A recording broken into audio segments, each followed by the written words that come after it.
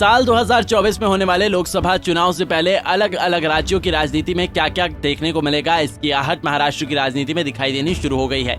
एक तरफ जहां कई विपक्षी दल इन दिनों पीएम मोदी को लोकसभा चुनाव में टक्कर देने के लिए एकजुटता के लिए एक मंच पर आते दिखाई दे रहे हैं, तो वहीं भारतीय जनता पार्टी 2024 से पहले विपक्षी एकता को तगड़ा झटका देने के लिए पूरा मन बना चुकी है और इसकी शुरुआत पार्टी ने महाराष्ट्र में एनसीपी के बिखराव से कर दी है।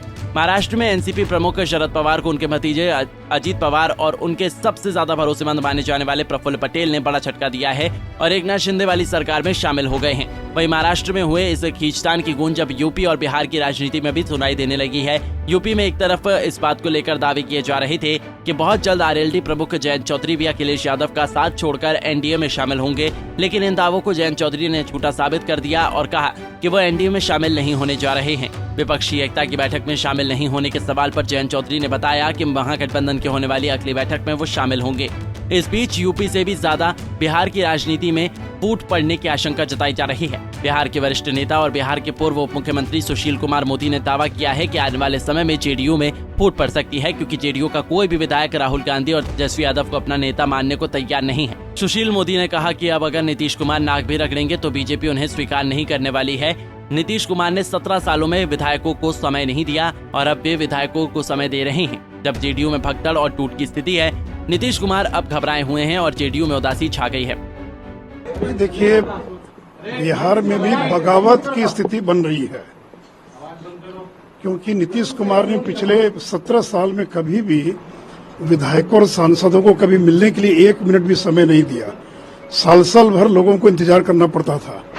अब वो प्रत्येक विधायक सांसद को आधा घंटा समय दे रहे हैं और विशेष करके जब से नीतीश कुमार ने राहुल गांधी को एक प्रकार से अगली लड़ाई के लिए नेता स्वीकार कर लिया और तेजस्वी यादव को अपना उत्तराधिकारी बना दिया, तब से जनता दल में विद्रोह की स्थिति है। कोई भी जनता दल का विधायक सांसद न तो राहुल गांधी को स्वीकार करने के लिए तैयार है और न ही तेजस्वी यादव को। और इसलिए, और देखिए, बड़ी संख्या में जो सांसद हैं उनको मालूम है कि उनका टिकट कटने वाला है। पिछले बार 17 सीट मिली थी, यानी क्या इस बार जनता दल को 17 सीट मिलेगी? और इसलिए, और आज की स्थिति में 8-10 से ज्यादा सीट मिलने की कोई गुंजाइश नहीं है। तो जो सांसद है उनको भी लगता है कि पता नहीं उनका भविष्य क्या होगा। फिर नीतीश कुमार के बाद जनता दल का कोई भविष्य नहीं है, सारे लोग अपना भविष्य अंधकार में देख रहे हैं और इसलिए एक भगदड़ की स्थिति है। वो जो सांसद है, विधायक दूसरे दलों से संपर्क कर रहे हैं, तो इसलिए हम लोगों ने कहा कि भगदड़ की स्थिति है। और नीतीश कुमार अगर अपना ये निर्णय वापस लेते हैं कि उत्तराधिकारी तेजस्वी यादव नहीं होगा तो एक अलग बात है, नहीं तो पार्टी टूट की स्थिति है। और उन्होंने तो यहाँ तक निर्णय कर लिया है कि जनता दल का विलय कर देंगे राष्ट्रीय जनता दल में। अब वो समय की बात है, उसमें 4 महीना लगता है कि 6 महीना लगता है, और उत्तराधिकारी तो उन्होंने घोषित कर ही दिया है।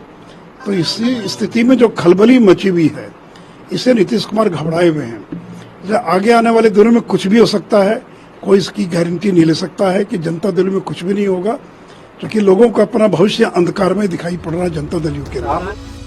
जेडीयू के राष्ट्रीय अध्यक्ष राजीव रंजन सिंह ने महाराष्ट्र के ताजा हालातों पर बीजेपी को घेरते हुए कहा कि आश्चर्य की बात है कि 5 दिन पहले पीएम ने कहा कि एनसीपी नेता 70,000 करोड़ रुपए के घोटाले में शामिल हैं। अब वे भाजपा मंत्रिमंडल में शामिल हो रहे हैं और जब तेजस्वी यादव महागठबंधन में शामिल हो रहे हैं तो उस मामले में चार्जशीट दायर किया जा रहा है, जिसकी 2 बार सीबीआई जांच हुई। और जो चार्जशीट फाइल हुआ है वो प्रकाशित नहीं है। हम लोग बहुत दिन से इस बात को डर रहे थे कि वही होगा, क्योंकि जिस आरोप पर उन पर चार्जशीट दायर हुआ, उस आरोप पर सीबीआई इसके पहले 2 बार जांच करके यह बता चुकी है कि इसमें कोई साक्ष्य नहीं। अब ये 2022 के अगस्त में जब महागठबंधन बना फिर से और हम लोग उस महागठबंधन में शामिल हुए, तब से ये काम शुरू हुआ है। तो जो उनके तोते हैं उनको जो इस्तेमाल करने का जो तरीका है, वो इस्तेमाल करने के लिए उन्होंने तोते को शिक्षा देके काम में अपना शिक्षा दिया और उसको उड़ाया। तो ये हम लोग पहले से जान रहे हैं। आप आश्चर्य है, एक तरफ प्रधानमंत्री 5 दिन पहले कह रहे हैं कि पूरे एनसीपी के जो नेता है वो 70,000 करोड़ रुपए के घोटाले में फंसे थे, वो भाजपा के मंत्रिमंडल में शामिल हो रहे हैं।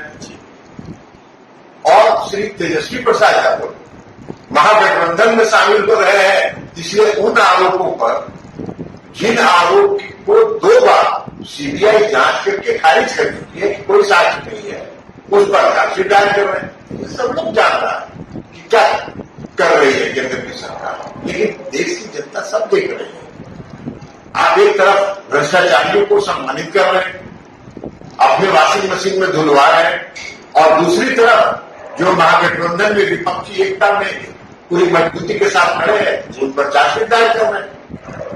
तो ये डराने धमकाने से अतिरिक्त तेजस्वी प्रसाद यादव की बड़ा बात, वो सब इन सब चीजों को जान रहे थे कि उन पर क्या होने वाला है। उनको भी इस बात का अंदेशा था कि क्या होगा।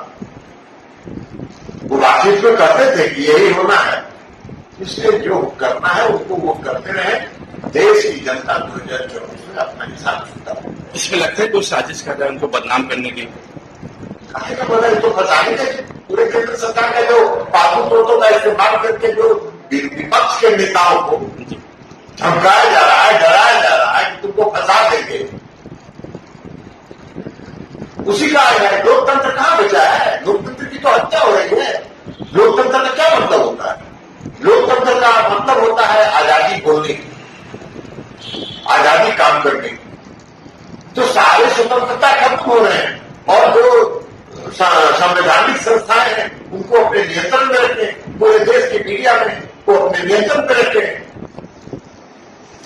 जो मीडिया से वो चाहते हैं वही मीडिया से चलवाते हैं, वही खबर मीडिया में चलती है जो उनके मन के लायक है।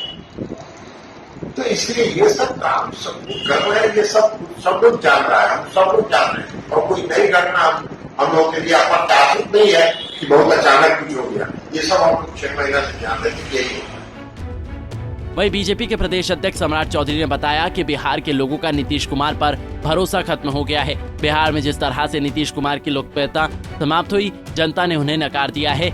इससे जाहिर होता है कि बिहार में नीतीश कुमार कोई फैक्टर नहीं है।